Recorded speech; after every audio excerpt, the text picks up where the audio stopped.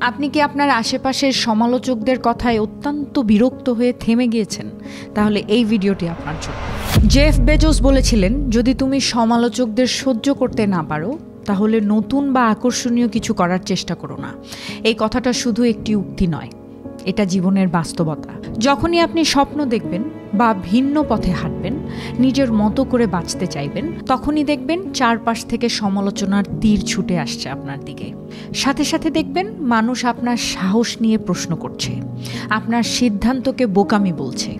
কিন্তু মনে রাখবেন, যারা আজ বিশ্ব বদলে দিয়েছে তারা সবাই এই সমালোচনার আগুন পার হয়েই এসছেন।